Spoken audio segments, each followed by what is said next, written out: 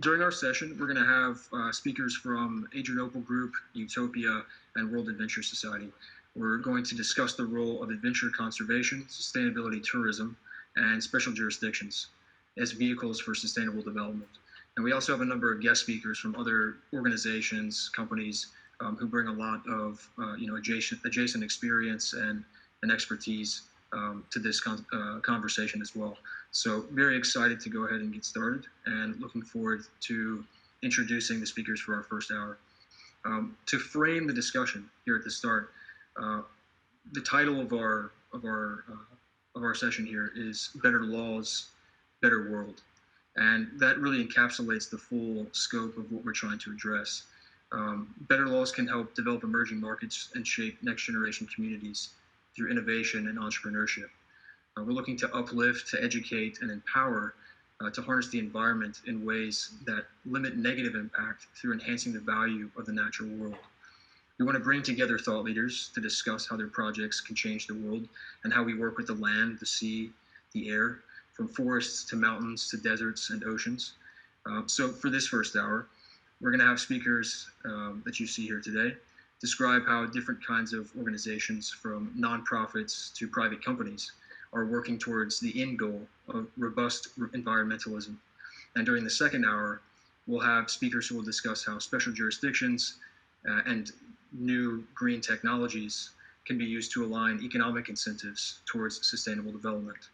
So I'm going to go ahead and pass the torch over to Kai Niedermair to introduce the rest of our speakers for this first hour.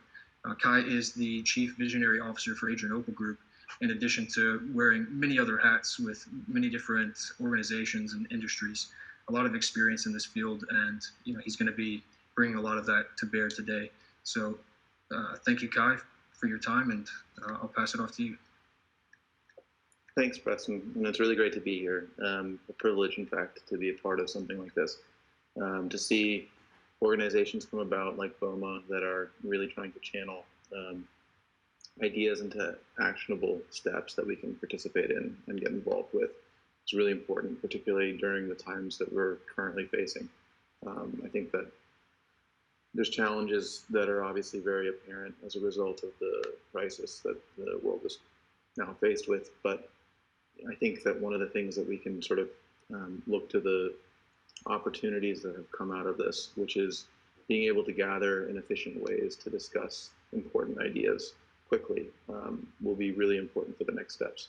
And so I'd like to introduce who we have here today with us. And it's a really wonderful group of people who I've met in my journey here in Brazil. First, we'll have Alex Sochi is actually the reason why I got involved with the project that we'll make sure everyone gets the link to in the chat. And he's a close friend and also a fellow traveler and adventure seeker, and someone who's really, in my view, put himself on the front lines of trying to make a difference from the work he was doing in Rocinha during the beginning stages of the COVID outbreak. He was there helping with special projects, doing social work, and the work that Utopia has done was a really strong connecting point to bringing me into this ecosystem. And it's really has been an honor and a privilege to be a part of the journey that I've set forth with him so far. And I'm really pleased to introduce Alex to everyone here today. Hey guys, thank you for the presentation. I'm glad to be here as well, sharing a little bit of everything we are doing right now, which is a lot of things together. So actually I would start just saying that my work as a professional photographer is pretty much going around the world on the most amazing place we have on our planet to bring back the footage most of the people like to see, watch on TV and see in the magazines. That sounds like a pretty cool and also job. I can say that it is hard for sure. Doesn't sound like hard, but it is in the end. But there is detail on all of this that is very important, and that's why I'm here today, probably. The past few years, we have been facing in every corner of the planet problems with nature, right? So, and problem with nature means that the oceans are turning to gray instead of being blue and green as we used to see. Wildlife and forests are weak, and that's very sad to see in our end, especially when you are there to try to bring the most beautiful of that environment. And it's getting harder and harder. And because of that, in 2015, I decided to start my own project to bring attention to trash in the oceans. The project was about to bring to the audience what we see when we are not showing on TV the beautiful things. So kind of sad because we are there to do a job and then to bring beautiful things, but in the end we're trying to escape trash or things that are not supposed to be there. I know it's a kind of cliche to say that we humans are destroying our planet, but if you look deep into this phrase, and we are destroying our planet, not actually the planet itself, in my opinion. We can do things that will hurt, maybe scratch a little bit of the whole system, but in the end, we are going to be the ones who are going to be wiped out of this beautiful planet if we don't change and act better now. For that, in 2018, I got myself working in one of the biggest slums we have in South America, which is Favela da Rocinha in Rio de Janeiro. It's a slum with more than 200,000 people living in, or squeezed in area on south of Rio. For that, I actually didn't expect when I started first working with environment, didn't expect to be in some slums or trying to understand that environment. Because in my mind, as I think in most of the people's minds, the fault of everything is actually like, the government throwing CO2, too much CO2 in the air, or killing lots of fish to feed a few. And actually, when I start to learn what the problems really are and look deep into it, I found myself in this place, at these slums, looking for thousands and thousands of people who are there trying to survive first, to then give something to their relatives and kids around. So that's a huge problem for all of us. We don't, most of the people don't see it, or try not to see it, which is sad. But in my point of view, we really should pay attention on our neighbors, our people, and the problem everybody face, or the majority face, other than just trying to cover some issue there. A few people are doing the whole planet. If we not take care of our environment first, and the people around us, if we don't give them a chance, or if we don't look around and try to balance things in between your average life, like your everyday life. So it's going to be very hard in the end to balance our positions into nature, just because nature in the end is all over, is surrounding us everywhere, especially for those zones that are very poor zones in developing countries. So I started this project with Utopia, and we decided to take care of the very ground of the problem first, to then after that giving people the minimum of what they need to survive, then start to teaching or showing them the problems we are facing as nature and planet, which was a pretty regret. I mean, I really like it to be involved in this kind of project. It opened my eyes to a lot of things. I even stopped traveling around for the last 2 years just dedicating myself into this. But in the end, I still see people not willing to actually see the real problem in the world and taking care or trying to, at least change a little bit. I mean, don't get me wrong. You can be talking about nature. You can be involved with technology. You can be around cool things in your life. But if you don't pay attention on the surround of your neighbors and stuff, it'll be very hard to get in a large scale changing people. I usually ask people what brings joy in your life, and unfortunately, most of the time I see people saying that buying a better car, a nice house, getting my kids in a good school, maybe getting a new phone or getting some new computer stuff. But in the end, and for me especially, seeing all of these things going on around the world, joy means balance in between our world first, with humans, with our neighbors, our brothers, our sisters. Then after that, when we are all aligned, then go and do the next step, which I think is going to be automatically going once you fix the whole issues that we have in the society right now. So it's pretty much it, and yeah, looking forward to hear from the others. Yeah, thanks, Alex. I mean, I think that the things that you highlighted about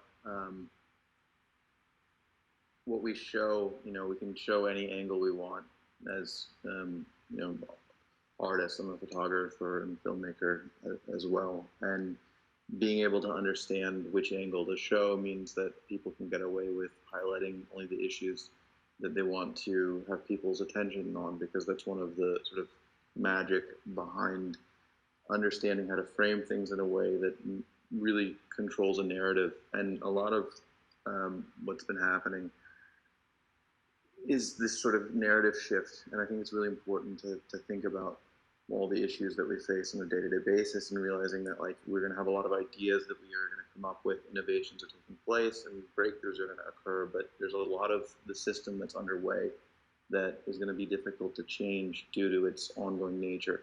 And I think that we've seen with how governments have dealt with COVID to begin with, it's almost that they're held down by antiquated systems for management and solving problems. And in a way, when they begin coming up with some of the solutions that are going to address the issues that we see on a regular basis, it's not like you can turn a switch and make everything move in a new direction. What really struck me a few years ago was when I listened to Elon Musk discuss the fact that with 2.5 billion vehicles consuming a certain type of energy to function, even at a rate of 100 million a year, would take 25 years to shift off of that type of fuel source. And that's not instant. 25 years is a long time to consider how to make an impact from, to turn in a different direction. And so it's something that I think is really important to consider when we do anything, is really just realizing where the timelines in these challenges exist. And Beto is back with us, so without further ado, if his microphone is going to cooperate. Can you hear me? Beto, are you there? Yes, but I'm hearing you through my phone and looking at you on my computer screen. I think it's okay. Yeah, that'll be great. So Beto is, again, as I had said before, the president and founder of the World Adventure Society, which has its footprint in, I think, 42 countries, 48 territories, and its members have reached the summit and planted its flag on Mount Everest on more than one occasion. So without further ado, Beto Andres. Yeah, it's my turn now. Yeah. Okay. I'm hearing a terrible echo, but I will try to to say something about adventure. So, adventure is human behavior. Since the first ancestor species of the Homo sapiens took their first steps on this planet, adventure has emerged as part of their behavior and was kept inside the DNA for hundreds of thousands of years until our species took control of the surrounding environment and moved it forward by its needs and wishes. Can you hear me? Because I'm hearing myself with a terrible delay. Sorry. Yeah, I can hear some background noise as well. I think that it also may be because you're using two different devices. Yeah. So you might be getting feedback from one to the other. Yes, but I can do nothing more to try to fix it. But Can you turn off the volume on one, perhaps? It's everything down here in my notebook, my cell phone, and I have these phones on, and I don't know from where this echo is coming. But okay, let's go on. So the word adventure has many different meanings, but in essence, it's been marked through a very long time as our relation with nature. For thousands of years, for thousands of years, it's about the wind on our face, the shining of our eyes when we look at the high mountains, the forests and faraway islands. It's about the old mysteries of what makes it snow and rain, the mysterious horizon that will bring tomorrow and take away yesterday forever. At the World Adventure Society, we focus on our efforts and the human-nature relationship, and our mission is to make it as natural and secure as possible, alongside being a vehicle to self-development, leadership, teamwork, sustainability, and social inclusion. We truly believe people can overcome limits and barriers through some improvement in their relationships with nature. That's why we are working on strengthening the global adventure community, leading social movements, aiming at conservation and sustainability, and producing documentaries on these relations to make people aware of many important points for those who are interested in a better tomorrow. We have the Greener Than Ever movement, and this movement is a global platform for counting logged versus planted trees, but more than that, it will draw many kinds of information to find better ways to plant more trees every day until we are planting more than more. Stay tuned, if you can, for further information. We'll release it soon. Okay?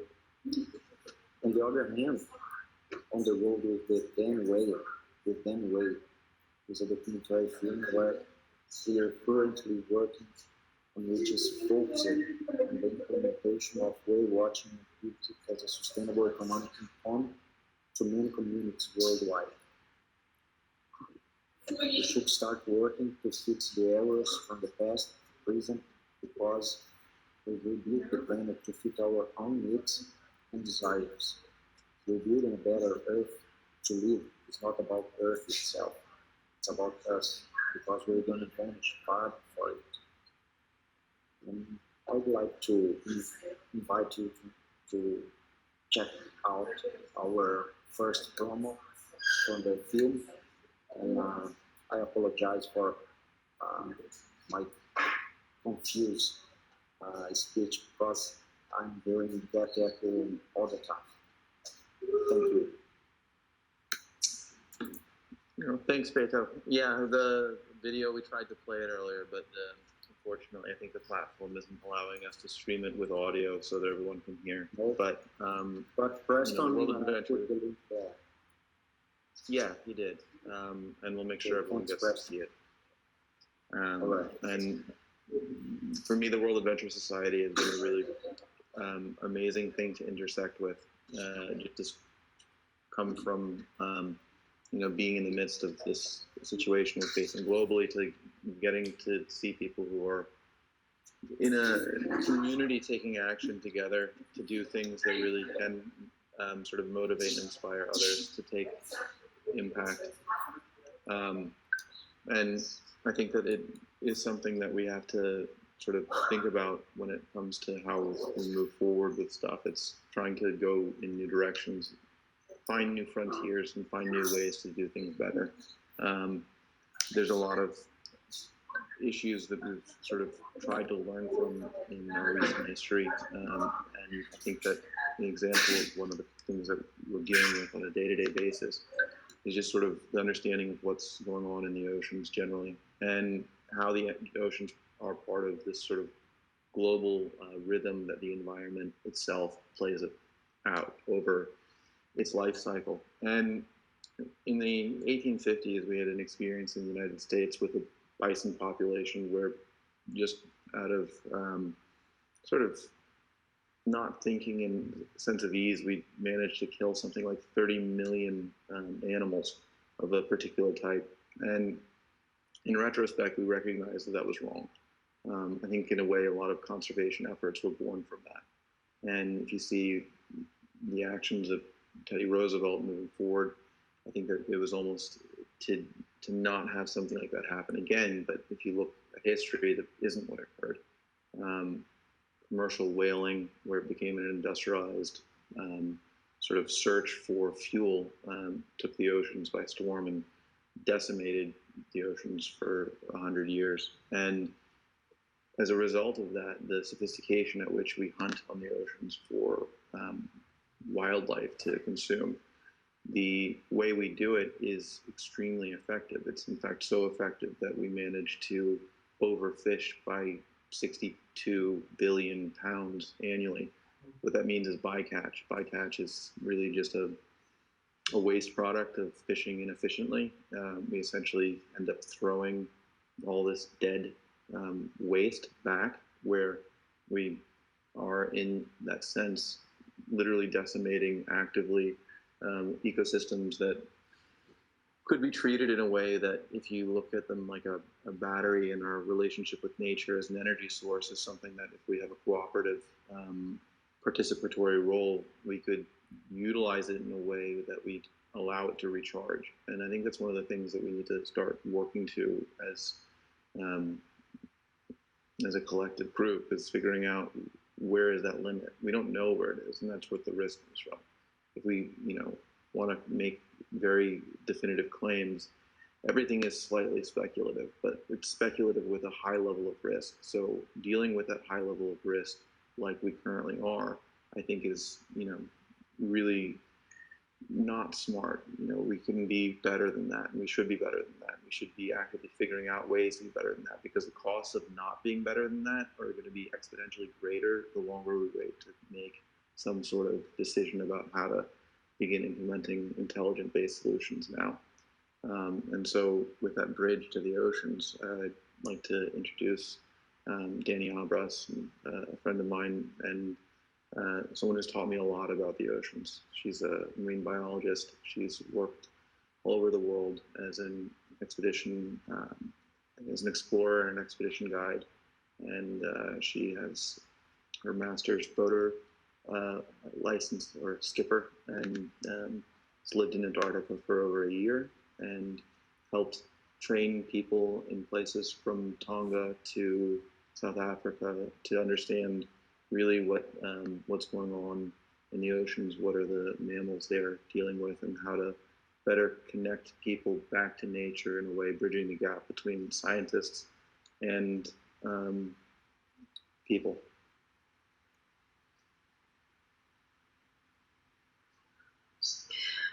Hi, Kai, thank you. So it's a pleasure, first of all, to be here. So I would like to thank everybody for the invitation and for the opportunity to be here talking about the things that I most love, which is the oceans and the animals that they are there. So I've been a marine biologist for the past 12 years, studying the oceans and studying basically marine mammals. But I always say that I'm actually not a marine biologist by degree. I'm actually a marine biologist by passion. So my curiosity started when I was 8 years old, and I was pretty much reading everything that I had in hand, which was in my mom's house, encyclopedias, and I had no internet at that point. We are talking about the 80s, so I had to read a lot of encyclopedias and magazines and National Geographics. So this caught my attention, and I was very into whales, which is the thing that I most love on the planet. But you have to understand that I'm from Belo Horizonte, which is 500 kilometers from the coast, so it's quite unusual for a kid of 8 years old to be so passionate about the oceans. And I was just passionate about stuff that I was reading. So for me, it's something incredible. And this was in the late 80s. Everything that I was reading in that point was talking about how the whales were facing extinction because of the whaling on the past century. More than 1 million whales were killed by harpoons in that point, and most of the populations were wiped out from the oceans, remaining less than 5% of the original numbers. So everything that I was reading was telling me, was screaming, we have to protect the whales. That was the thing that was most caught my attention. It's like, protect the whales. So what I learned in that time led me to believe that protection means to preserve, right? And to preserve means to leave things untouched. And in the whales' case, to leave them alone so they could try and make a comeback after 100 years of exploitation. Just for us to have a picture here in Brazil, we had a population that in the late 80s, when the Abrolhos National Marine Park was starting, we had an average of 800 whales, 800 individuals, and now we are up to 20,000 individuals. So the population really recovered on the past 32 years now, right? So that feeling of protection, that we need to protect and leave things untouched, this was a feeling that I care during my scientific career.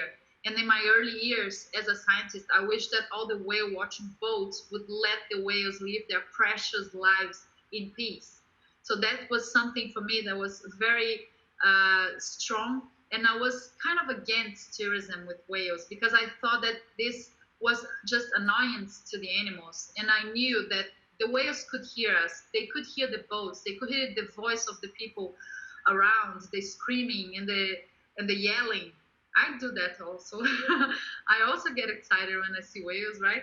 But I know that this is a lot of disturbance for the whales. And as a whale specialist and as a researcher, I held a special permit that allowed me to approach the whales on the boat, to see the whales very close. And it was a childhood dream that was, as a scientist, I was getting to fulfill. But in a little bit of a selfish feeling, I didn't consider that others might have the same dream. They might have the same dream as me. So this was a feeling that I was just in my years as a researcher. So while I was working as the leader researcher in the Humpback Whale Institute in Brazil, I was responsible for coordinate the management of the whale watching activity in the Abrolhos region, which is the main whale nursing here in Brazilian waters.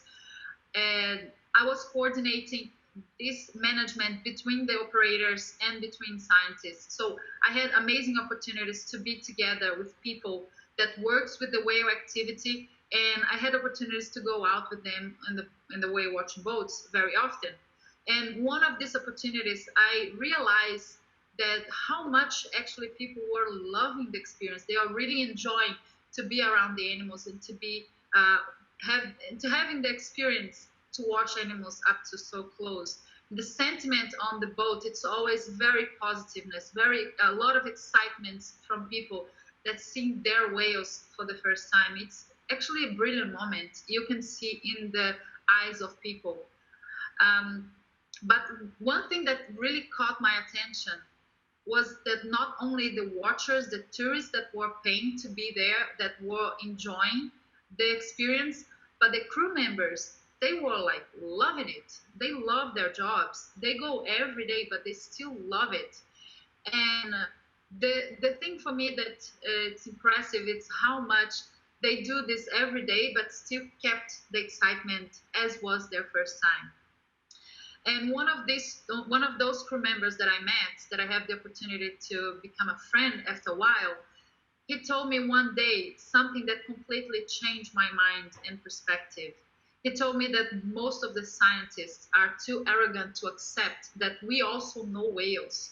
We spend the whole season coming out on a boat every single day to watch them, to bring tourists to watch them. So we know them, and we also want their protection.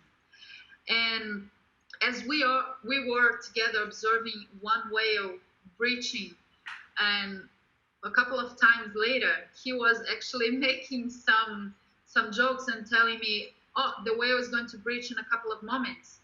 And he was predicting the movements of the whales all the time, and he was whispering to me like, "The whale is going to breach now," and I was like, "How do you know that?"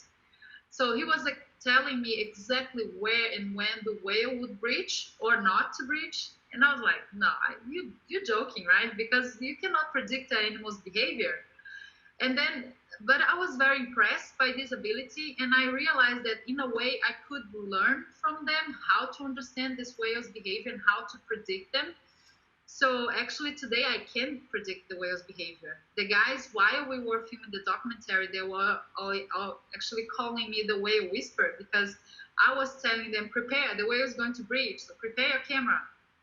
And I know that, and I have to admit that this skill was taught me by someone who barely finished high school, and that it's not a scientist.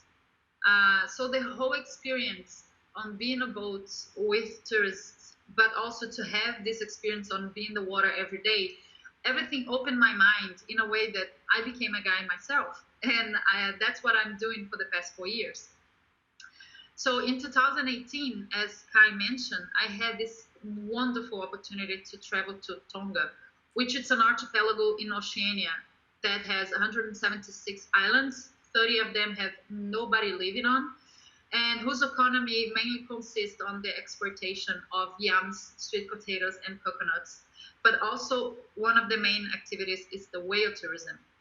Over $3 million per year comes from direct and indirect whale watching business, which includes all the complementary tourism sectors like hotels, shoppings, and restaurants. So I went to Tonga because it was a dream of mine. I wanted to swim with the whales, but also I had this opportunity to go there working.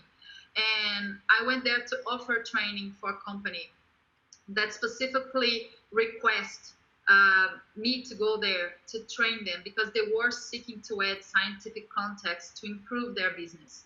So what this company had in that point, they were viewing the ability to do more, to be more than a business, but to have to promote, to have the ability of promoting the concept of conservation. So they understood that by adding science in their already well-established business model, they were changing people's perspectives, and the guests were coming back, traveling back to their countries in Oceania or in Europe or in Americas, telling about the wonderful whales that they have experienced, and they could swim with them and they saw them. But not only that, how much they learned about these whales during their vacation. So today I dedicate my life to be the bond between science, guides, watchers, and people.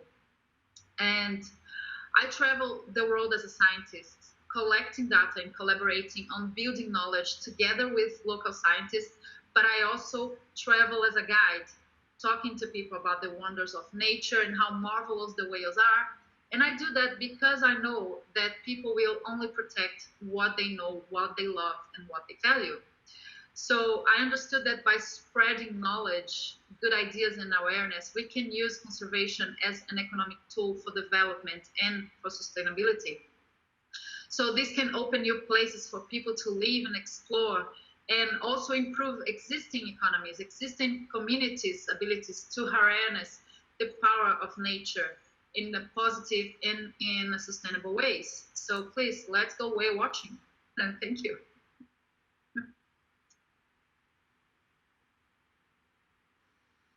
Thanks, Danny. Yeah, I mean, like it is true what she was saying regarding being whale whisperer, and like the instincts someone can share with you about how to sort of anticipate something that's going to occur. And you know, a lot of things in nature, I think, can work like this when we start to observe them more closely and understand them better, and begin to learn how to communicate about them in a way that's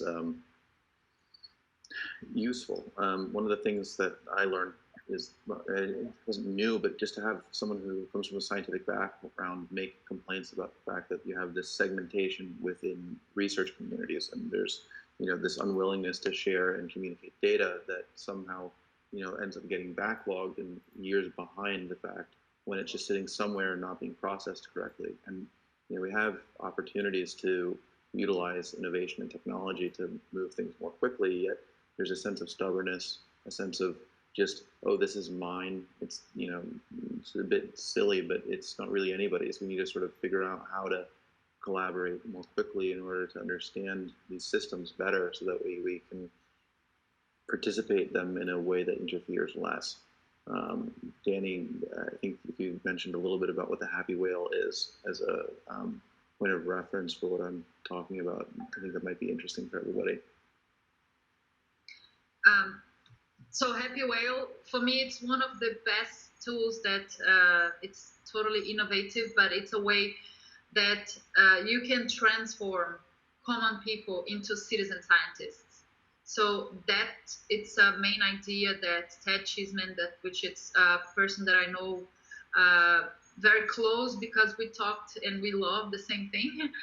And in 2015, when he was presenting the idea on the scientific community, lots of people had a little bit of doubts about the idea, because they thought that I don't know if citizens can actually contribute to science in that way, because maybe the data that they will provide is not very accurate. So there were a little bit of questions around, but today we really know how powerful is this tool. So it's pretty much a tool for catalog whales around the world, and people can go on a whale watching boat or on the private boats and just being on the ocean with the cell phones, and everybody have a cell phone with a camera today. So you can just take a picture of the fluke of the whale. The fluke is the tail, so it's actually the footprint of the whale, the fingerprint of the whale.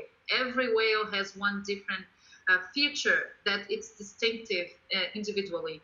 So if you take a picture of this tail and you can upload that to donate your information to science, and then the scientists can use that to understand the whale's migrations and behaviors and movements.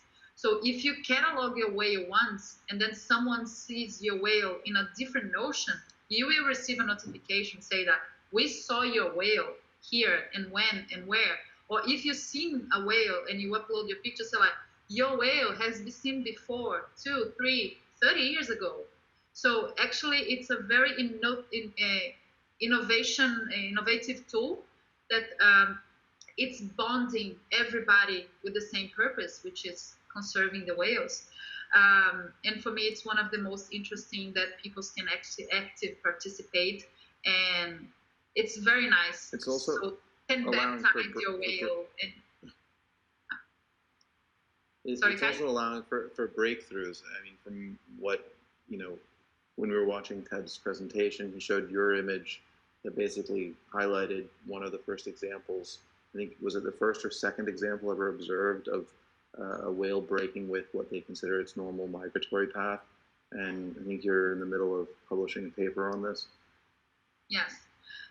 We are almost finalizing publishing that. It's a whale that came here in Brazil in 2016, and I took a picture of this whale, and actually it was kind of a test of this tool, of this one of the first pictures that I uploaded on Happy Whale, and I posted the whale, and this year I received a message in my phone, in my email, saying that your whale has been seen. I have almost 400 whales now, but I looked at every message that I received. So when I looked, and I was like, it must be something wrong, because this whale crossed the whole continent of South America. Like maybe it went up Andes and came back to Brazil, because she was seen before it's probably a male.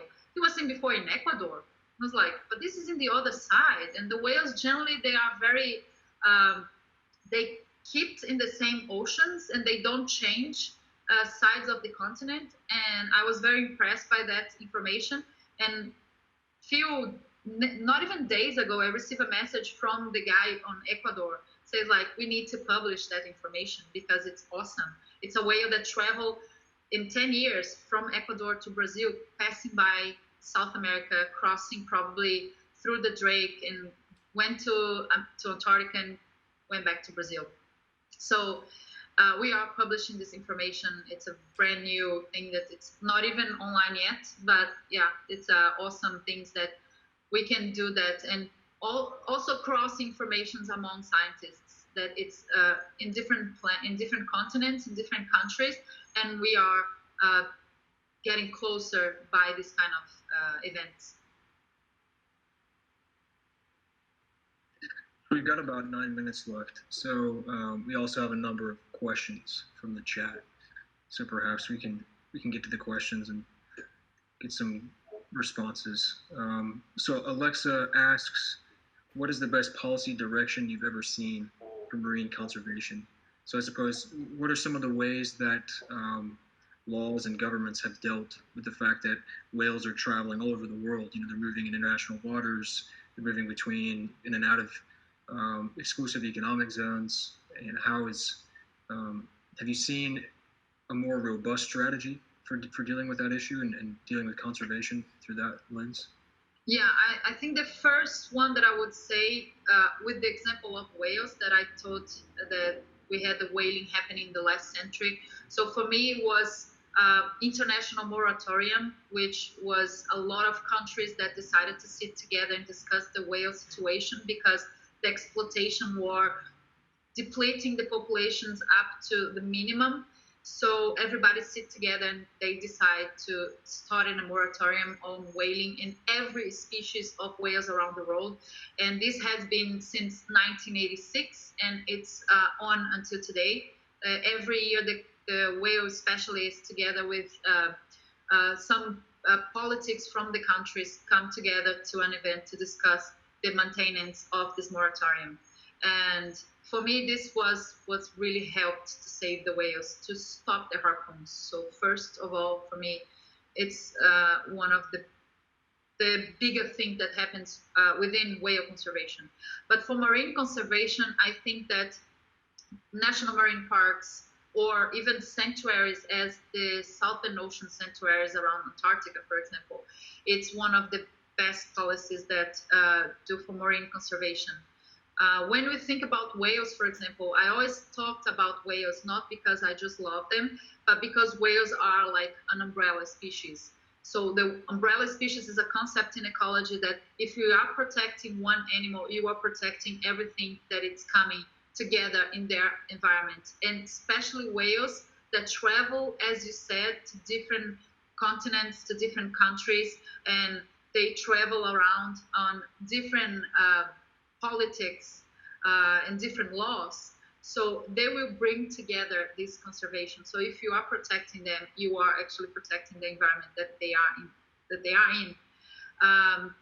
But yeah, I think the creation of national marine parks or bigger than national sanctuaries, I think this is the most direct policy that I can see. Yeah, also taking care of our international waters. Yeah. Such a mess, and we are talking about a few miles of the coast of each country, and then you have everything else, which is probably double the size.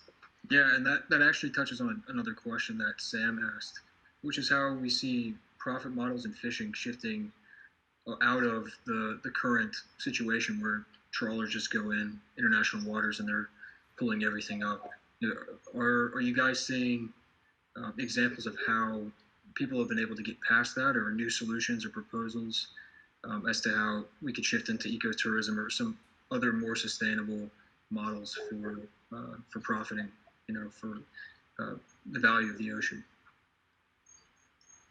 Yeah, so we were talking about bycatch, and the trawlers, for me, it's one of the most destructive things, especially in international waters, because there is no regulation, there is nobody actually taking care of it. There is a couple of developed and redesigned types of nets that will prevent bycatch, especially with marine animals. But I'm not sure how this could be. Like the sustainable fishing have to be rethink the whole thing. 300,000 whales and dolphins die per year on nets.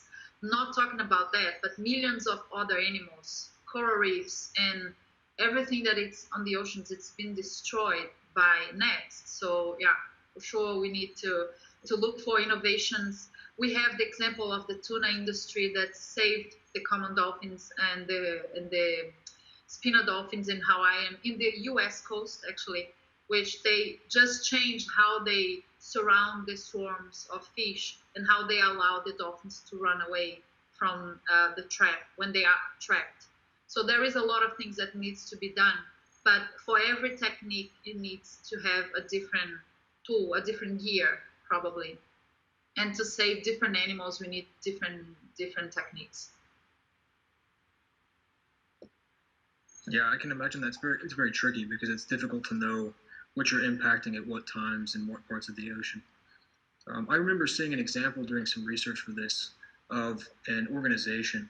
Let me see if I can find the name of it. A foundation, the Santa Barbara Foundation, where they ended up raising money to pay transoceanic shipping companies to slow down in specific corridors because they were, there was all kind of a number of impacts on marine life, especially whales, I think, where just slowing down during these key areas would reduce the number of whale injuries. And so basically foundations were set up to just pay the different companies so that they would, in those corridors, slow down. And that saw a pretty significant decrease in the number of whale injuries or deaths, I think. Yeah. So we actually did that in Antarctica with the help with Happy Whale. We could track areas with bigger concentrations in specific times of the year on the whale season, so on the Antarctic season. And there is a specific area that it's a strait that the whales really enjoy to be there for feeding behavior. So what they do is after a lot of discussion with the IATO, which is the Association for Antarctic Tourism Operators in Antarctica, it's the most important management of Antarctica for the tourists today. And they asked, and all the operators agreed with slow down the boats, the ships, to top 10 knots. So the ships cannot navigate within this area, which is the Gerlach Strait. We cannot go up to 10 knots. We cannot go more than 10 knots on navigation during January, February, and March because it's the whales concentration. It's pretty much to avoid ship strike because a lot of whales get injured and die and dead because of the whales, because of the ship. Sorry.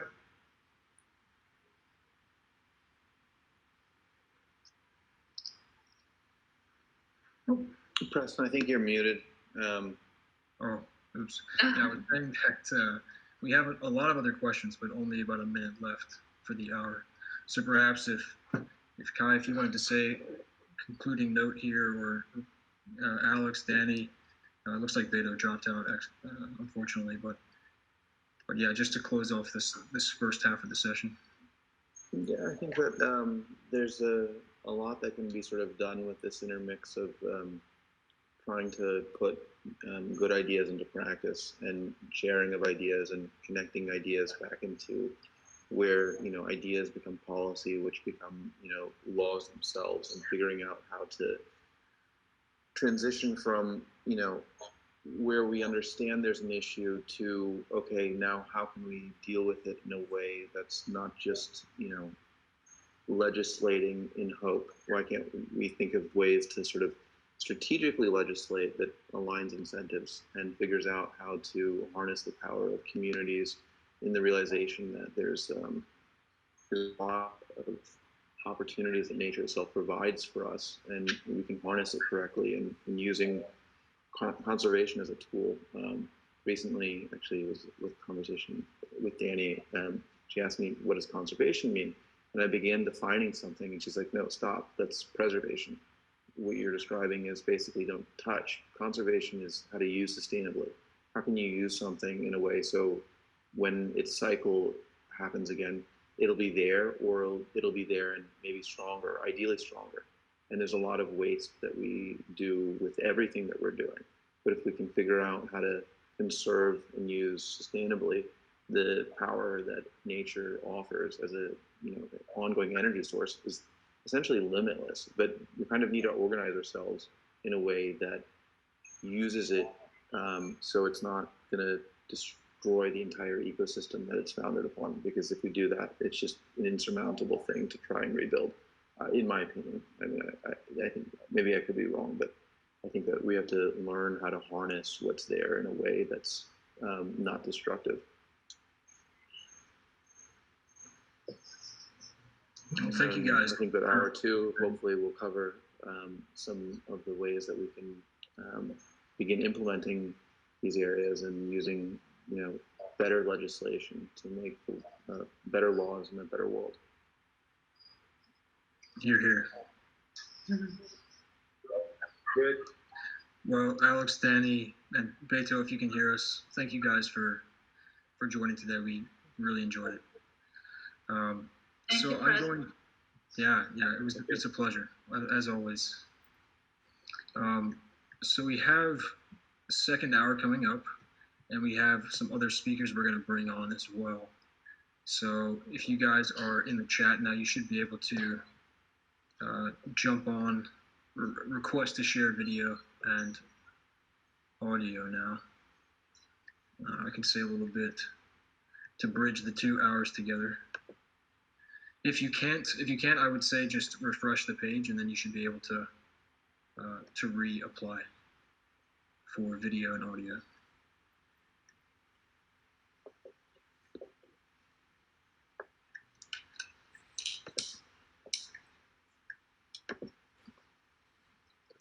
Got Dr. Doble there, and Tebow as well. Glad to have you, gentlemen. So we're also waiting on Jonathan and Patry as well. Patry may join a little bit later. There's Jonathan. Very cool. All right, so I'll go ahead and get started with the intro here, and we can kick things off. So thanks everybody for sticking around for the second half. Again, the title we have for this overall session is Better Laws, Better World. And we just heard Alex, Danny, Beto, and Kai talk about their experiences and expertise and being out there at the forefront of conservation efforts, on the ground, in the oceans, in the jungles, working on these things and trying to study and make the whole process of conservation more legible, so that we can then, on the governance side, come through with better laws and better practices, and to really bridge things together and make them more sustainable. So for this hour, we're going to be hosting speakers who will describe how the effective use of laws, incentive structures, and technologies can be used to implement that sustainable development. It's an ongoing process, and we're learning more literally every day. So while we've made great strides, it's pretty clear at this point that the planet is under a tremendous amount of strain. Urban human populations are expanding, cities are growing, and even mighty biomes like the oceans like the Amazon, are threatened by that growth. So our challenge is to develop better systems and practices to achieve harmony with the environment rather than living at odds with it. My background is not in environmental science, but rather in the development of special jurisdictions. So my company, AG, we work closely with governments and companies who are working to build economic zones, and in some cases, new cities. These projects are very heavily weighted on finding ways to implement laws better, to improve, to make business more efficient, to improve lifestyles and prosperity, and increasingly to find ways to maximize sustainability. So as such, it's imperative that we look at and develop systems that incorporate green solutions and new technologies, so we can ensure that our communities and cities are built with long time horizons in mind. So it's my great pleasure to be able to introduce several thinkers today who will be exploring the ways that we can build a bridge between both economic and technological development and sustainability. And our first speaker for today, for the second hour, will be Dr. Hartmut Doble, who's a professor of biology at George Washington University. His principal areas of interest include population ecology, predator-prey interactions, wetland ecology, and the biology of pollinators. He's an insect ecologist and has worked extensively in tritrophic interactions of herbivorous insects and their arthropod predators, and intertidal marshes in Northeast America and rice agroecosystems in the Philippines. Other areas of interest for the doctor include the impact of urbanization on local flora and fauna, which he plans to expand in the near future to develop research opportunities for students in urban ecology. So, Doctor, thanks for joining us today. We're really happy that you were able to make the time.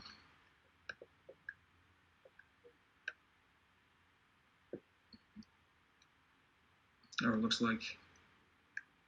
Okay, now, hi there. Hello, everybody. I'm completely honored to be here. I want to share, I prepared a few slides and I want to share them with you. So let me see that that works. And who's that? That does not work.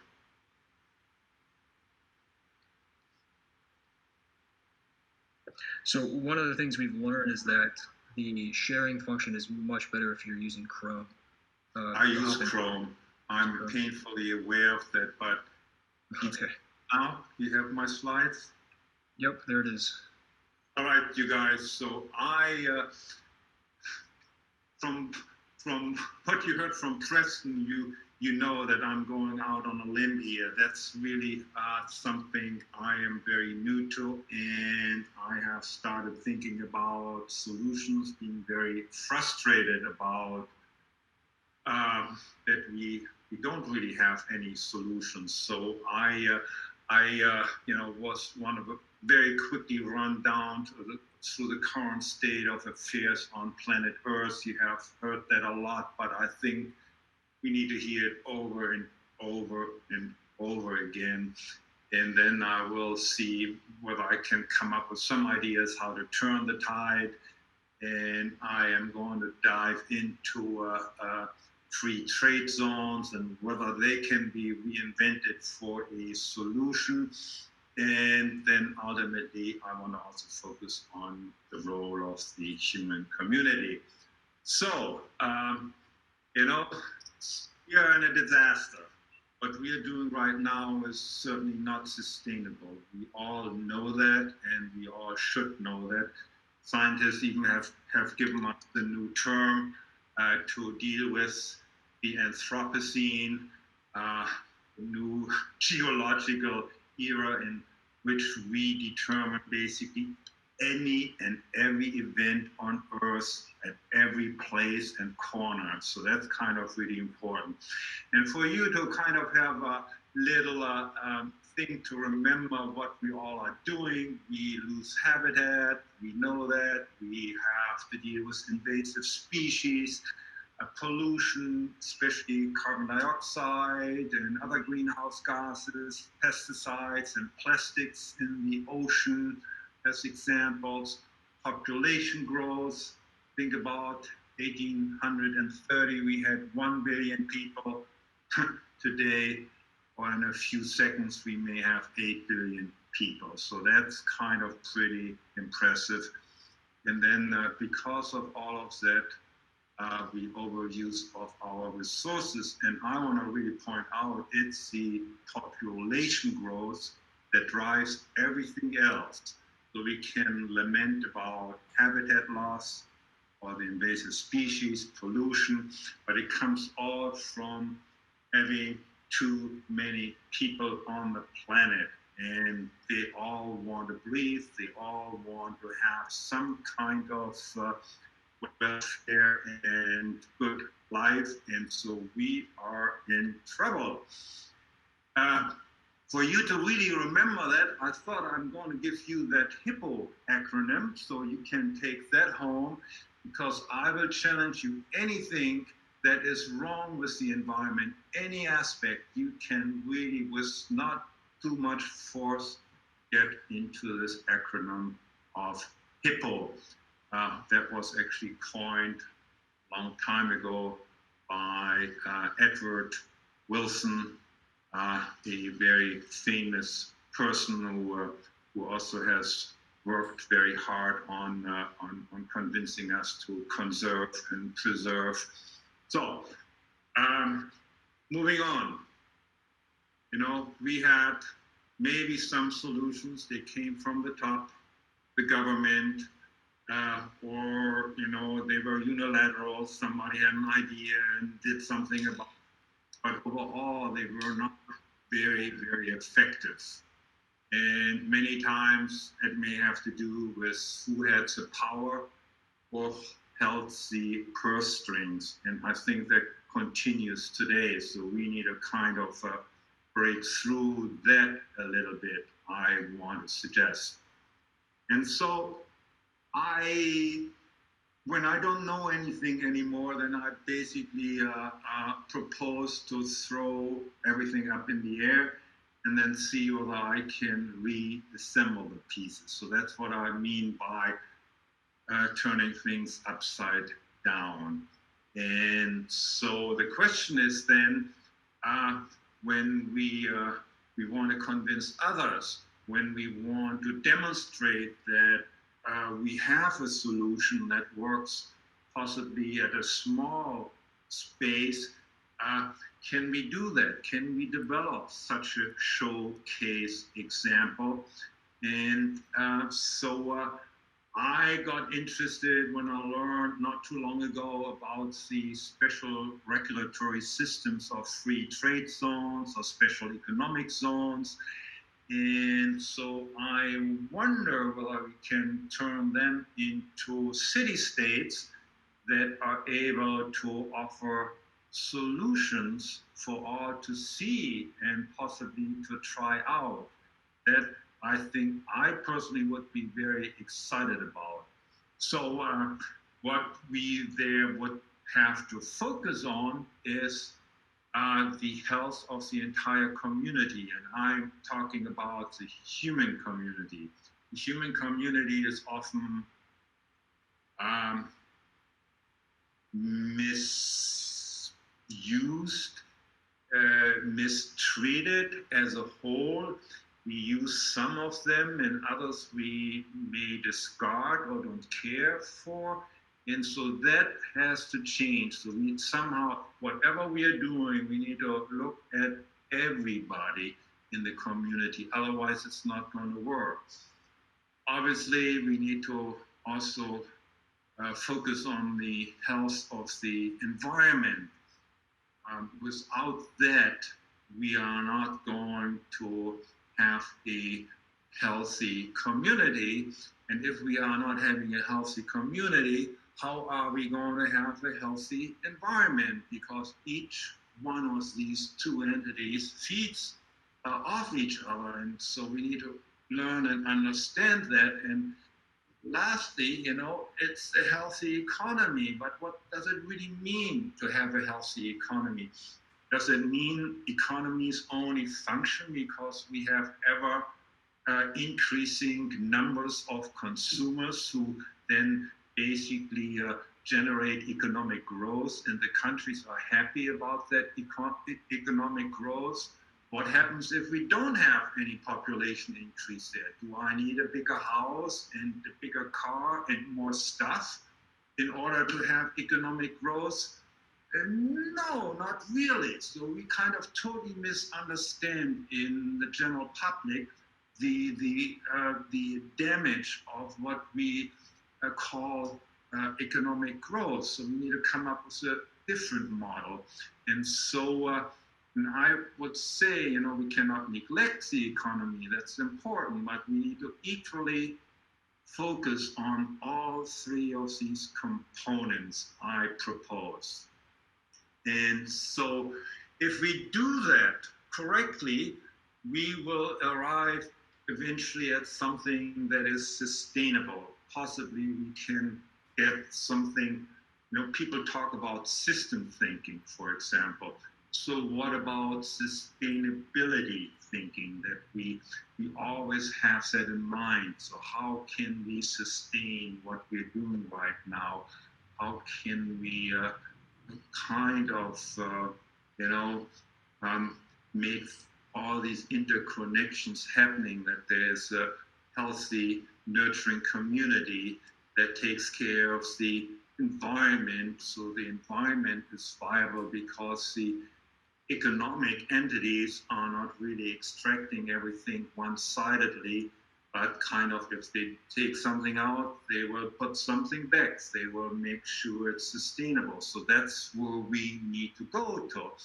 And so I am really believing that the special economic zones that gives that special regulatory system can be great proving grounds for this idea. So I would say that nurturing community will be, the community of workers, families, co-ops, small companies and workshops and schools and parks and so forth. And I'm not so sure where we'll leave the large companies here right now. So, but that's where I would like to go. Education is really important, and education has to be earth-centered and not like how I can get the best score to get into whatever college to make the most money down the road. So we need to change that entire educational system. So possibly there could be in that economic zone, not just the community of workers who have jobs there, but also their children can go to schools over there, or, and then later they go to trade schools so they can become apprentices in the workshops, in the artisan places, and so forth. And then ultimately, let's not forget about the economy, but the economy is going to thrive if all of that is happening, and we can produce goods of high quality that are environmentally sound, and then they are sold locally and regionally and not necessarily shipped 12,000 miles over the oceans. So that's another aspect I would like to see in there. And then, that environmental health, I think, is almost automatically embedded in this idea. So that's kind of my little teaser. I have more ideas of how to do specific things, but 10 minutes does not give me much time, and I am going out on a limb here from my background and education, but in terms of thinking and wrestling with this problem I have for a while. So does it sound utopian? That's what I sometimes hear when I mention that. It's not going to work and what you're talking about. But if we are not really careful, we may be in a future very soon that none of us wants to be in, because we may get it all wrong, and then the lights will all dim and maybe some of them should actually dim right now. That would be possibly not a bad idea, but I really appreciate the time I was given here. So thank you so very much. I hope I get you some ideas, the experts in that field, how to possibly go deeper with the future of free trade zones or special economic zones. And yeah, so thank you. Thank you, Dr. Doble, for your presentation. I think that this is the kind of long-term thinking that we want to foster the conversations. So it's excellent to get your position and thoughts on that. And I think it meshes quite nicely with the rest of the presentations we'll be going into today. So looking forward to seeing how that squares in the Q&A at the end. So our next speaker is Jonathan Nitzadi, who is coming to us from Mothership Aeronautics. Jonathan's an aerospace engineer, an aircraft pilot, as well as a wilderness explorer. And he's going to be speaking to us about some drone technology that can be used in the context of conservation. So without further ado, I will pass the talk off to Jonathan. Thank you, President. Can you hear me okay? Yep, loud and clear. Excellent. So I want to talk about environmental management techniques using aerospace images. So one of the problems we have when we are protecting environments, whether a specific area or a larger region, is areas are large, humans are small. We need to be able to see what's going on and understand, identify the problem, find out who's doing it, and perhaps find a way to stop them or hold them accountable. And that's very challenging, especially with large areas like the Amazon. That's where aerospace technology can come in to help us. We have space intelligence as an option and aerial intelligence, and these are two very different types of intelligence images, but each has their positives and negatives that can be leveraged fully to create a full picture. And then finally, one of the issues with analyzing and viewing aerial and spatial intelligence is that the amount of data is often so much in quantity that even if you have the images, you can't necessarily gain insights from it. So one of our data analytics partners, Similarity, uses their artificial intelligence software to comb through thousands of images and detect specific learned criminal activities or human activities in those environments, such as open dump sites, deforestation, illegal construction, illegal mining, things such as this, on a large scale using satellite or aerial data. So right now we have more satellites than we've ever had before. And a lot of people are using these satellite data to create insights, but the quantity of analysts required is almost prohibitively high. So using Similarity's AI software, it can analyze around as much as 875 human geospatial analysts. With aerial intelligence, you have, let's say, drones or small unmanned airplanes to collect large areas of data. There are comparable differences between the two, and you're going to need both to create a full picture. So where satellites are better at getting larger areas, their resolution will never be as good as with drone photographs. With drone photographs, you can get around 5 times the resolution in an image for the same price. For satellites, you can only take a satellite picture of a place that you are interested in when the satellite is over that place. So that can be a problem, especially if you're trying to catch an activity while it's happening or at a specific time. It's almost prohibitive. So in situations like that, you use drone intelligence, where you can have a person ready to go with the drone and schedule an image in advance. weather can be prohibitive for satellites, especially when you have, for example, in California, we had fires that have blocked out the sky for weeks at a time, where you couldn't see the sun and satellites could not image the Earth. That is not applicable to drones, and drones can fly easily under that smoke and capture images through the smoke with mild interruption. However, drones may not be able to fly in extreme weather conditions such as gale force winds or hurricanes, where satellites are just fine in those conditions. But hurricanes may still block vision of the ground. Another area where drones can do things that satellites cannot is facial recognition. Studies have shown that in order for computers to accurately recognize human faces, you need to have 50 pixels between the eyes. That's almost impossible with a satellite, but relatively straightforward with a drone. Additionally, the angles need to be 60 degrees or less, which is very challenging with a satellite as well, but very straightforward with a drone. Also, certain payloads like thermal, which are optimal for finding people or animals in situations where they're trying to hide from you.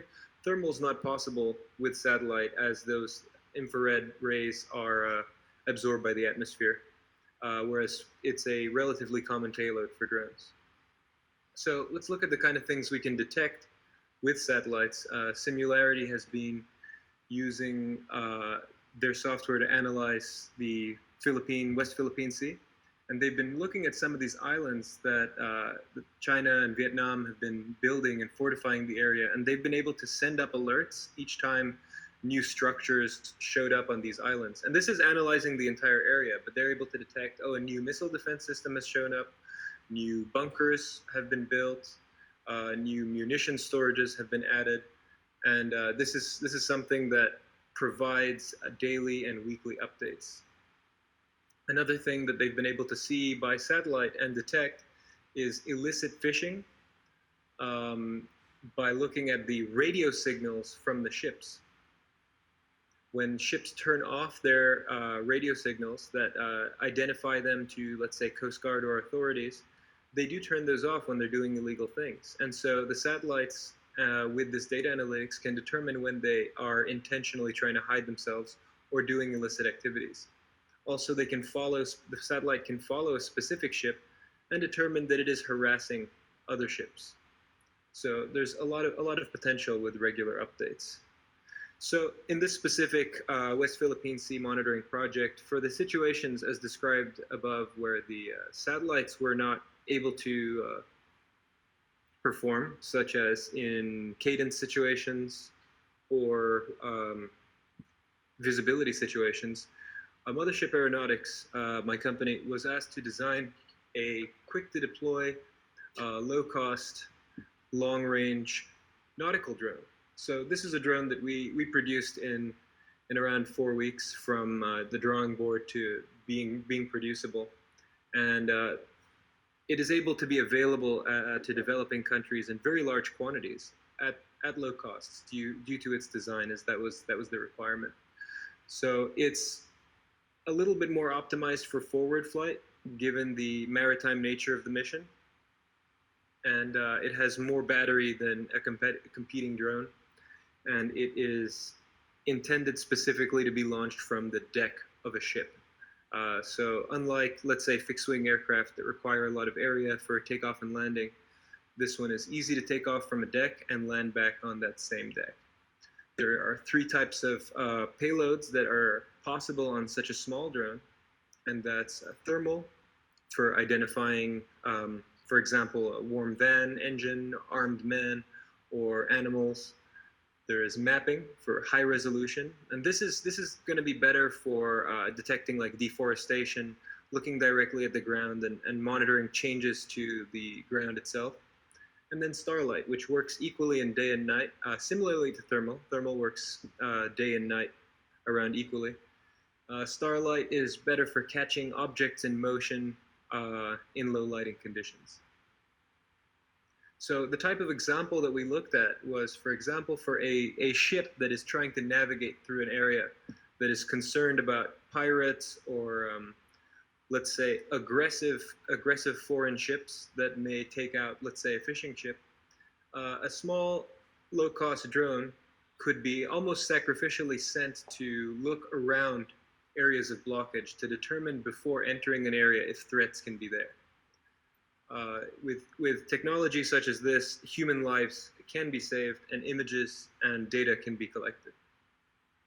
Similarly, before personnel from a ship disembark onto an island, if they want to determine whether there are humans on said island that could be aggressive to them, the drone can be launched from the ship and the entire island can be scanned with the camera facing downwards. This is another type of mission that's easy to achieve with automation.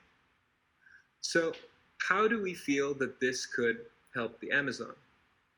Looking at the same type of mission and applying it here, assuming we're covering most of the Amazon by satellite and analyzing this by satellite, finding, for example, deforestation, tracking deforestation, and tracking illegal construction.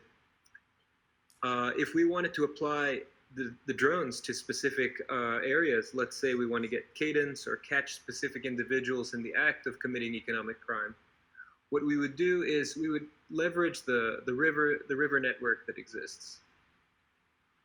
We would assume that most crime would occur close to a road or close to a river. So assuming that you launch out 4 drones at once from a ship, each pass of each drone would cover around 3 kilometers squared. They take 30 minutes, and with 4 drones that would be launched at the same time, you could collect 12 kilometers squared every 30 minutes. Assuming that you're collecting the 12 kilometers squared every 30 minutes all day, you could easily collect 144 kilometers squared per day. Now, with an Amazon of 5 million kilometers squared, that's not that much. However, we are covering the areas by the river, and it's a supplement to the satellite data.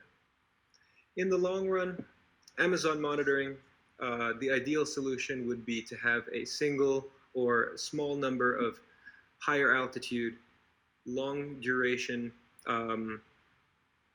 aircraft that could monitor it remotely with an array of sensors from real time from anywhere in the world, open to scientists, open to government personnel to track as it's happening land-based crime.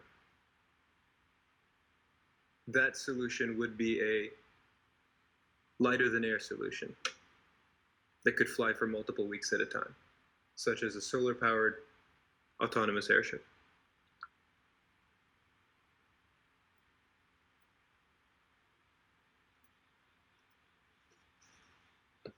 So yeah. Thank you, John. Yeah, that was a really excellent overview. Yeah, I mean it's incredible the kind of just how quickly that this industry has evolved and the technology has evolved in say the last 15 or 20 years. So definitely gonna have questions for you later on towards the end of this segment. But thank you again for the presentation. No problem. So next up we have Tebow Sterlit, who is the co-founder and chief of research at Adrianople Group. In addition to that, he has worked with or is an advisor to several special jurisdiction, new governance related think tanks, and was one of the co-founders of the Startup Societies Foundation. So, Tebow, go ahead and. Can you guys see my slides all right? I can. How's the audio quality? Sounds good to me.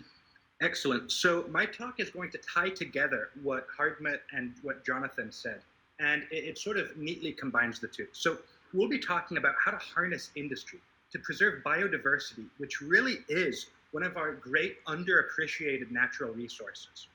So as we all know, many large corporations have no financial incentive to protect the environment and actually profit by being careless. We have plenty of examples. We all know about the 1989 Exxon Valdez oil spill that devastated the coastlines of Alaska. And what's quite alarming is that even 30 years later, experts warn that the region's biodiversity has still not recovered. And there's entire species that have gone extinct or have simply not been seen since. and maybe are extinct. Here you can see a photograph that was taken underwater of a diver swimming past dead coral off the coastline of Australia's barrier reef. And one of the reasons why so much of the barrier reefs have died is due to toxic runoffs. By some estimates, 40% of the barrier reefs are gone. Mines such as the one owned by the Adani Group, coal mines in the south of Australia, release toxic runoff, as well as agriculture that releases pesticides and fertilizers that just will destroy the entire ecosystem of these barrier reefs. And finally, most recently, and possibly most tragically in Brazil, there was a large crisis with huge portions of the Amazon being burnt down. And what was happening is that a lot of small-scale soy farmers were selling soy for animal feed to agricultural giants like Cargill. And this irresponsibly sourced soy for animal feed actually came from regions such as Cerrado, where a lot of the forests were being destroyed in order to create room for this human agriculture.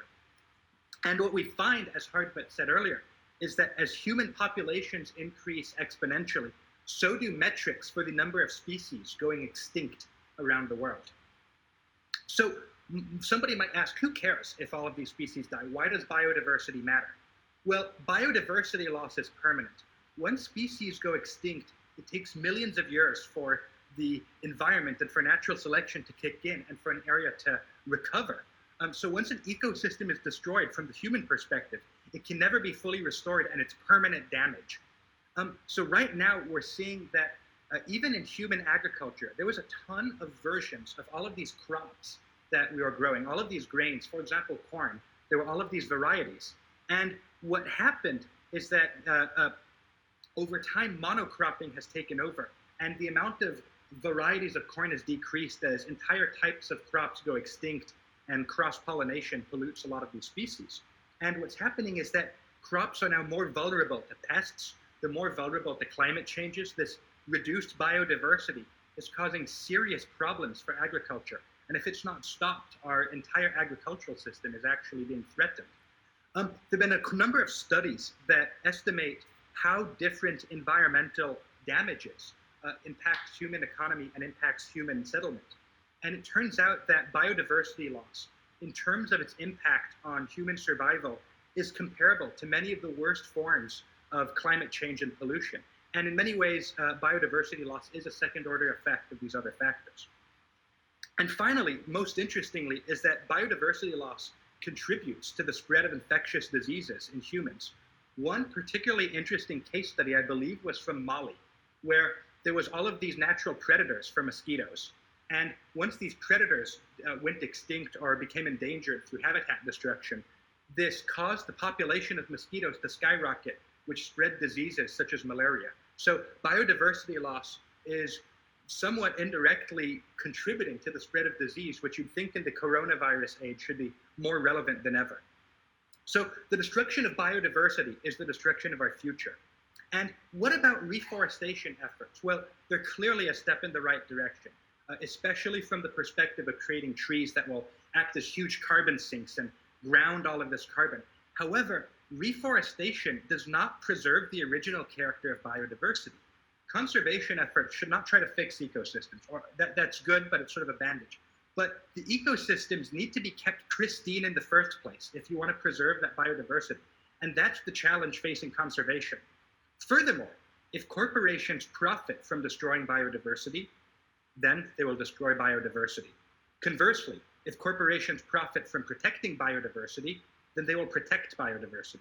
So the challenge we have is to find the companies that profit from protecting the pristine nature of biodiversity, the untouched nature of biodiversity, and to take the natural resources of biodiversity and these habitats which are at risk of destruction away from the hands of corporations that will profit from destroying them and into the hands of corporations that are more responsible.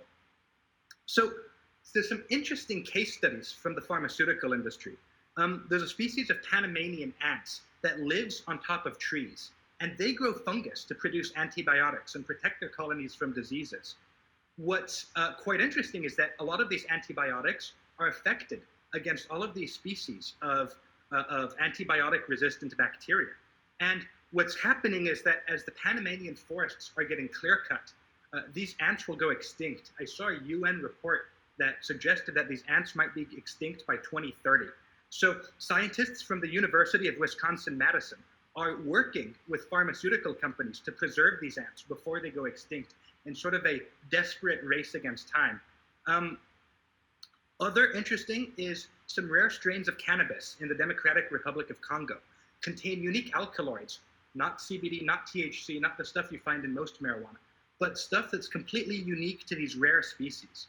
And what's quite interesting is that all of these alkaloids have these medical properties that help with inflammation, that help with all of these diseases in a way that don't have the negative side effect of pharmaceuticals.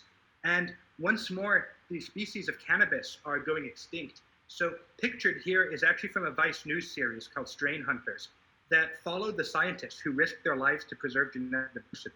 And sadly, this scientist who is pictured actually tragically died, which brought the series to an end. Here you can see researchers from the University of the South Pacific's Institute of Applied Sciences, and they're diving through reefs in the Solomon Islands to look for all of these seaweeds and sponges that contain these naturally evolved antiparasitic and antibacterial chemicals that, once again, have pharmaceutical applications and are much safer for humans than synthetic pharmaceuticals. So for decades, we've known that preserving biodiversity is actually critical for the future development of pharmaceuticals and biotechnology. And it turns out that nature is way better at evolving chemicals and evolving drugs and evolving medicine for itself than humans are at discovering them in labs. And there's actually several scientific journals that cover this topic in quite a bit of length, which is pretty fascinating. And there even are a number of think tanks, such as the Center for the Advancement of Sustainable Medical Innovation, that promote biological drug discovery as an alternative to lab-based drug discovery. And there is some silver lining for the environmentalist movement. And as the biotech industry grows, then so does the demand for protecting pristine biodiversity grow. You know, as we enter a future of all of these fascinating new technologies, everything on one extreme from genetic engineering to improved medicine to help the people of the world, to improved agriculture and more sustainable practices, biodiversity and the genes of all of the creatures and fauna and flora of the environment and the genes of the microorganisms is going to become more and more economically valuable. So how can we harness the growth of the biotech industry to protect biodiversity? So we propose the creation of biodiversity protection zones. In many ways, they're sort of the opposite of special economic zones. Instead of using them to promote economic growth, you use them to protect pristine biodiversity. So here's how it works. You find a region which is in danger of being damaged. Maybe there's forestry, maybe there's poaching, maybe there's a company like Cargill that's buying unsustainably sourced soy. You then designate the at-risk area as a biological protection, as a biodiversity protection zone. Then you find a biotech company or another company, you know, ecotourism might work, with a long-term incentive to protect the pristineness of the biodiversity. You find someone who has an inbuilt desire, long-term, for the biodiversity to continue untouched. And you designate them as a protector. They sign a contract with the government, and they now have a long-term financial incentive to protect their investment and to prevent poaching and to prevent deforestation, because they'll want this genetic diversity that exists for the development of pharmaceuticals and for the development of biotech. So it's very clear that the future does not lie with companies that have short-term unsustainable incentives to profit in the immediate term by destroying biodiversity. It's very clear that the future does not lie with them. The future actually lies with companies that profit organically from protecting sort of the long-term scientific heritage of ecosystems. And there's just so much for us to learn from nature. And one thing that we don't appreciate is that if we destroy this nature, we don't get it back. And all of these opportunities to learn about how nature has solved these problems that humans face will be lost forever. So thank you very much for listening to my presentation today.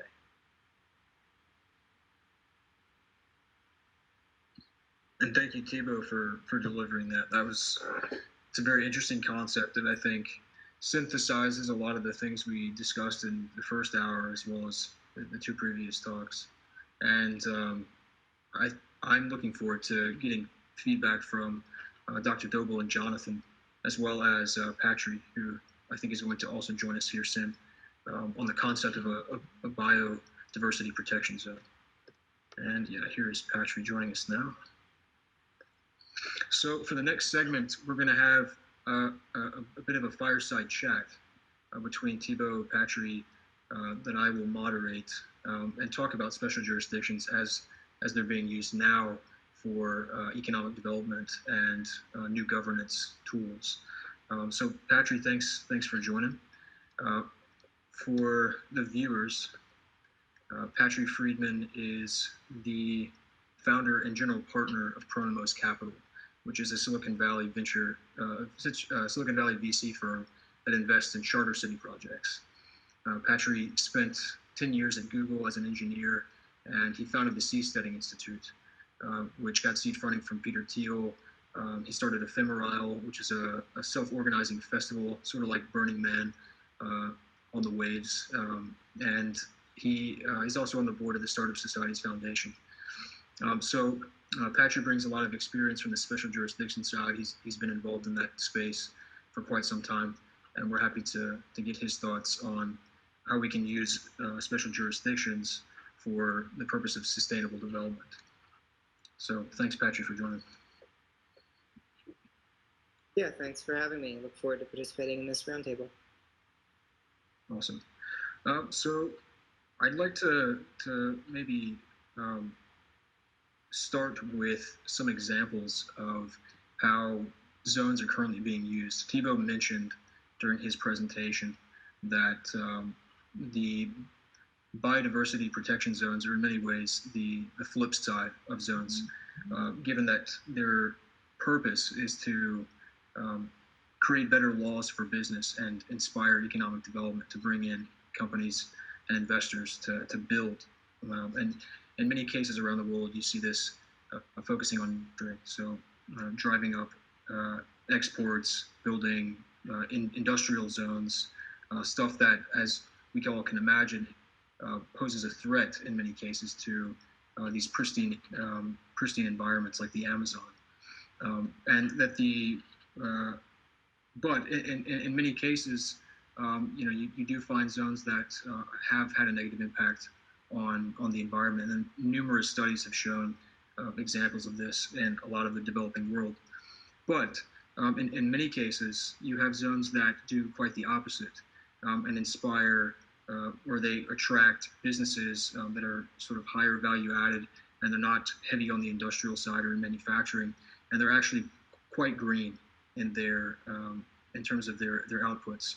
And so you find many examples of zones in that variety that are quite sustainable and very much in line with the overall goal of what we've been describing today.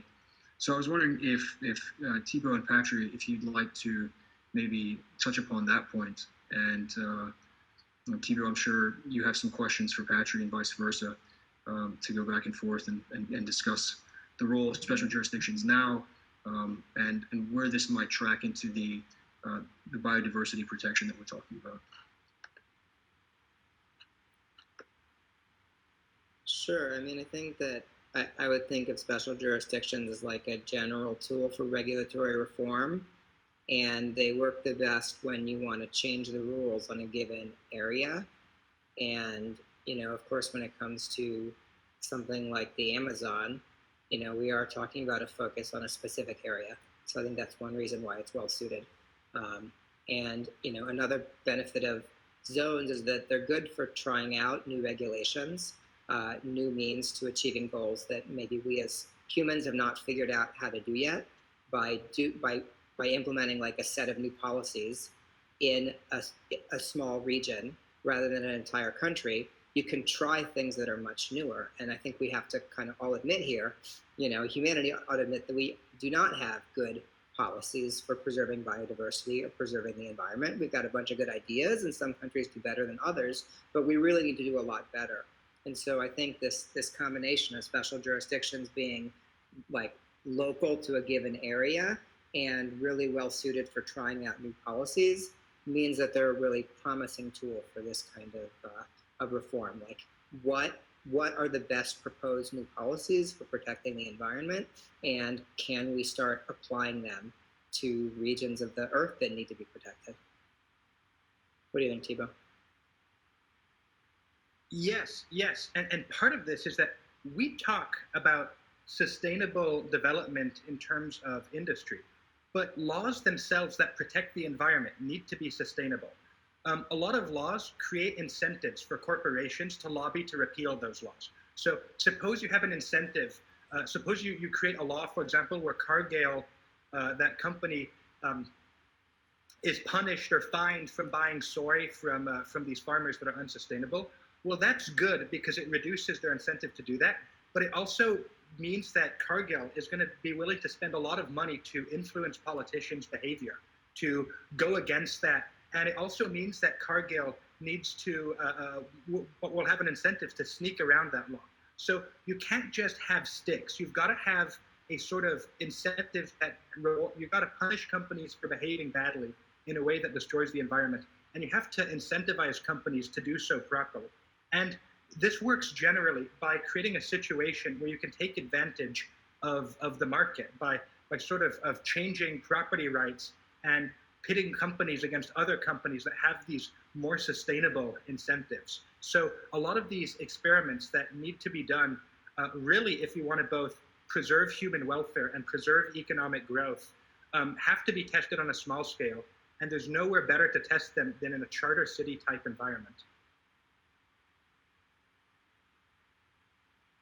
Patrick, what sort of things have you seen, and in terms of interesting things that are happening in the space right now that show a lot of promise for a more environmentally friendly and simultaneously sort of market-friendly system that creates sustainable incentives?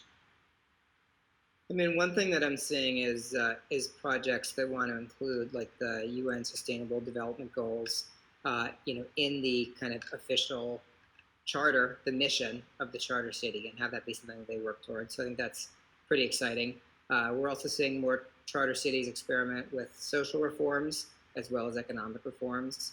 But I think that it's a really new area, and a lot of what's exciting to me is like what you talked about, which is the possibility of taking some of the, the ideas that people in the space have. I mean, there's a whole field of environmental economics and, like economic theories that are dedicated to figuring out like what policies could we implement that would protect the environment? What are new ways to tax pollution, or to have private or public ownership of different resources, such as, have a company that owns the pharmaceutical output of the biodiversity. Like, I don't know if that's the right way to do it, or maybe it's a trust that is to the benefit of the residents of an area that would benefit from any patents.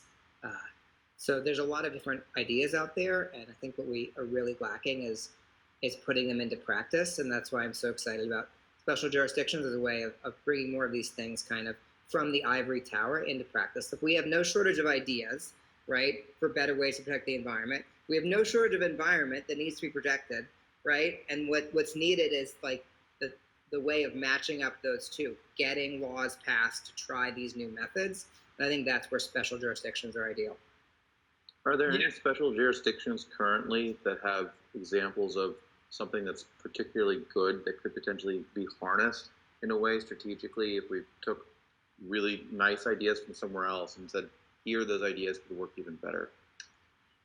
I don't think so. And this is, I mean, look, I think this is part of why I'm here. I'm excited to be here, is that what we've seen, this fits into the move from special economic zones to charter cities, is that in the past, SEZs have been very, very shallow reforms. It's like we have some tax breaks, we have some tariff breaks, and hopefully some factories come, right? They're not deep regulatory reforms. And what's happening now in 2020, what's going to be different about special jurisdictions in the next decade than the last few, is this idea of actually having deeper reforms, having different environmental protection laws, having independent courts, having different regulations on corporations and whether a corporation is a person, like just kind of actually changing parts of the legal system in limited areas, in limited ways, but much more deeper than SEZs have in the past. And so I think that there's going to be a lot more potential in the future for this kind of change, and that's what we're pushing for. So one major problem is that our current economic growth paradigm assumes sort of infinite growth, and the ways by which we measure growth are often involve the consumption of finite resources. So you can have the expectation of infinite growth, but only if you're counting metrics that can actually have the possibility of increasing infinitely. So one example of this might be, instead of tracking, for example, traditional GDP metrics, which take into account the expansion of industrial production and so forth, tracking, for example, increases in efficiency. The very nature of the inflationary economy assumes that prices always have to be rising, that we always have to be having rising profits for the corporations that make up the top listed companies on the stock exchanges of the world. And when really it might make more sense to be looking at deflation and to stop and to have, for example, a deflationary economy with falling prices, where falling prices reflect increasing efficiencies. They reflect people, they incentivize people to save for the future instead of being short-term oriented. In many ways, it would reorient the whole economy from a consumptions-based economy to a savings-based economy. And one interesting thing that I think Patrick can talk about is that it turns out that urbanization is very eco-friendly, because when you increase population density, not only does it increase metrics like livability per city, happiness per capita, efficiency of public transport, but it also very much restricts carbon emissions per capita. And I think one thing Patrick can talk to is how urbanization, in terms of both improving human welfare and generating this economic growth and increasing human efficiency, is really something that we need to promote this century. Yeah, I mean, it's interesting. People often kind of think about, because cities are built environments that are dense with humans. I think people often think of them as being anti-environmental, but it couldn't be further from the truth. And a lot of this just has to do with the kind of the mathematical logic of like building in cubes, right? That if you think about like how many roads do we need to connect a certain number of people? How many sewer pipes do we need to connect a certain number of people? Like all of these things, if you build in like low density, then we need a lot more roads, we need a lot more pipes, we need a lot more power lines. Or I live up in the mountains and we have our own water, we have our own septic, but it's more expensive than the central treatment. And in a city, because you can build in 3D and you get all of these things close to each other, you need far fewer connections. And the scaling law is about like 0.85. So if you double the size of a city, it only uses 1.85 times as many resources. And so every time you double the size of a city, it actually gets more and more efficient. And so I think the combination of like jurisdictional protections for the environment, trying out some of these new laws and policies, applying them to more rural areas and seeing what works, and people kind of living in cities. I mean, we do have to worry about the disease aspect these days, but from just a straight resource usage perspective, cities are really important. Yes, one interesting example of this that you mentioned, and that kind of illustrates how perverse a lot of the incentives have been for urban planners traditionally, is that the Chinese government in the 1970s measured urban sprawl as actually a metric of economic growth. So instead of targeting, say, high density and, say, income per capita as productive, they were simply measuring like how much of nature was being wiped out and how much of it was just being swallowed up by the cities, which James Morgan asks, is there a way to protect and promote biodiversity in a zone that is also inhabited by humans? Could a new form of city actually help biodiversity?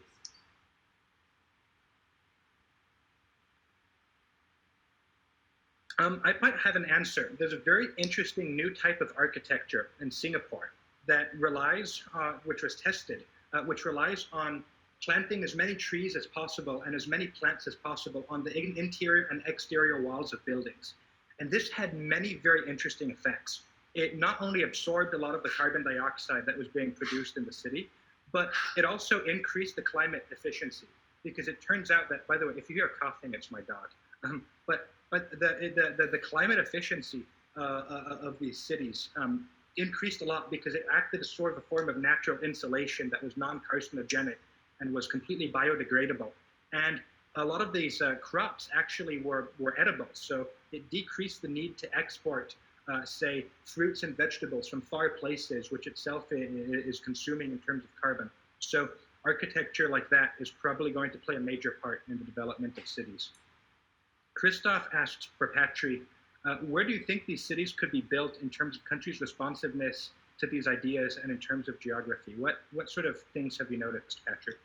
Yeah, I mean, I think there's potential for these jurisdictions all over the world, and really it's a question of which countries are kind of ready to innovate. You know, in each area, there's, you know, jurisdictions are a tool, right? There's not a single benefit they can provide. I mean, you know, they can help bring foreign investment and create jobs. That's kind of the bread and butter of what I do. But we're here talking about how these jurisdictions could also be used to protect biodiversity and the environment. So we should think of them as a very general tool, and kind of I think of them as a tool for upgrading governance. And you know, we need a lot of upgrading governance in this world right now. There's no shortage of countries that could use upgrades. And so I think that they could kind of be all over the world, and it's just a question of finding the countries that are ready to kind of take this bold leap and start wielding this new tool to upgrade themselves, and then see if we can prove it. Has there ever been a concept of creating sort of an ecosystem of comparable zones where they kind of work cooperatively to leverage their geographical benefits off of one another in a way that's coordinated? Yeah, I mean, this is something that we in the space talk about a lot because we're involved in so many projects. And so right now we're kind of like coordinating informally. And, you know, the issue is that we don't have there's a lot of zones, but in taking this to the next level of like charter cities, there are very few right now, so there's not really an opportunity yet to coordinate, but you know, we're kind of all in this together trying to prove this new concept, and I definitely think that there will be a network. I mean, we're already seeing people starting like networks of co-living communities, you know, and talking about like copying charter city legislation. For example, Honduras has the leading legislation with their ZEDA program, and several other countries are talking about like copying this legislation. So I think as this movement goes forward, you're going to see a lot of kind of coordination, and we've got a community of people working on this. So in terms of traditional zones, there is well-developed regional networks of zones collaborating. Of course, there's the AZFA in Latin America, but there's also a number of other intergovernment agencies that do more than coordinate SEZs, that coordinate like trade policies regionally. But the problem is that they often behave as sort of monopolistic entities that, if they were in the US, would run afoul of antitrust laws that make zones less competitive individually. Because now you no longer have two zones in the region competing to do things better. Both zones kind of will be monocropped. James and I think Guillermo have both asked the question, Patry, that how can Seasteads... Very quickly, I'll just say we're about 2 minutes over, but I think it's fine to continue going for a while. Just want maybe this is a last question. I think would be interesting for you, Patry, and it's how can Seasteads be used to protect our oceans? Yeah, there's a lot of different ways. You know, someone mentioned putting a coral reef on the bottom of the structure. Like, one really interesting thing about the ocean is that it actually kind of like thrives on trash. And now it depends what kind of trash. It does not thrive on plastic, for example. What it does thrive on is structures. So you can like drop a shipping container or like an old train car in a shallow area, and life will just form on it. Like, having something to hang on to in the ocean is incredibly valuable. So I think that doing that kind of work, like creating structures in the ocean that have parts that are designed to grow an ecosystem, is important.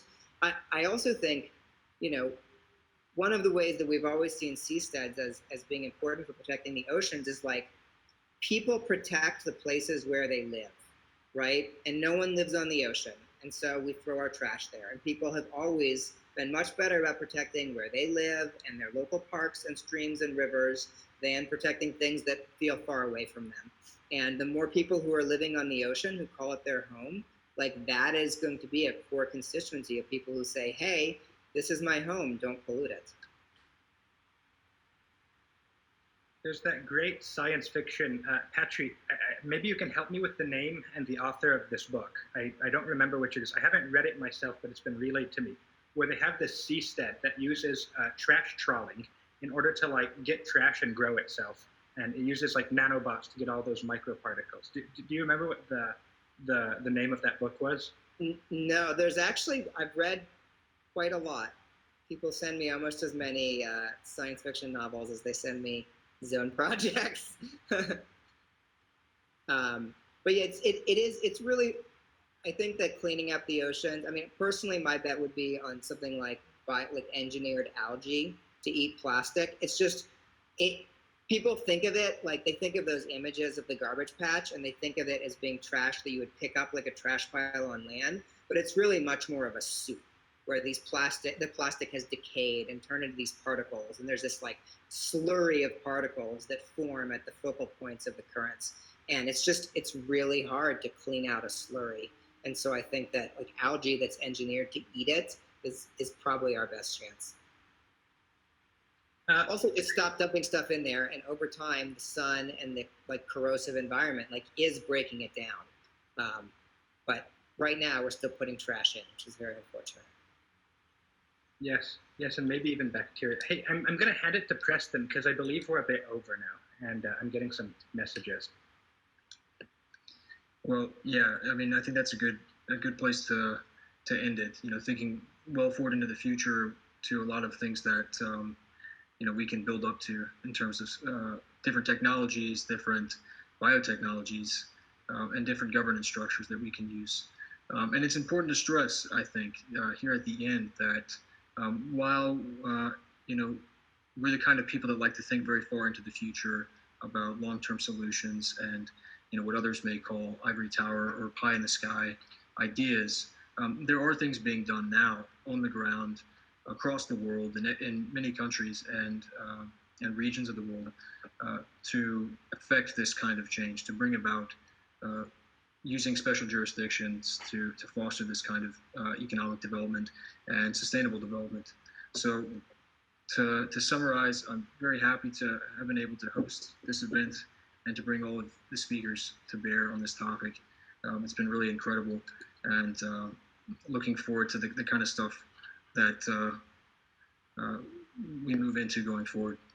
Really a solid group. So thank you all again for your time, and thank you those of you who stayed and watched for the full 2 hours. We really appreciate that as well. Yeah, thank you, everyone. And I think that, you know, just realizing the power of a narrative and a story can inspire others to come up with new ideas. And that's really what the big thing here is, coming up with ideas that can be implemented and practical. And how can we find places that are willing to host those ideas? Because currently the systems that be are so bureaucratic and old that they'll just spend indefinite amounts of time arguing before anything ever gets done. And so figuring out where ideas can have a home, I think, is an idea that we can all agree on. That's an excellent point, Kelly. All right. Well, thank you all again. Don't want to go too far over. We're getting messages from Marco. So, all right, guys. Take care and good luck in all of your ventures. Hopefully, this time next year we can meet back and show the results of some of the projects that we've described today. So, thanks and good luck. Right. Cheers, everyone. Right. Thank you.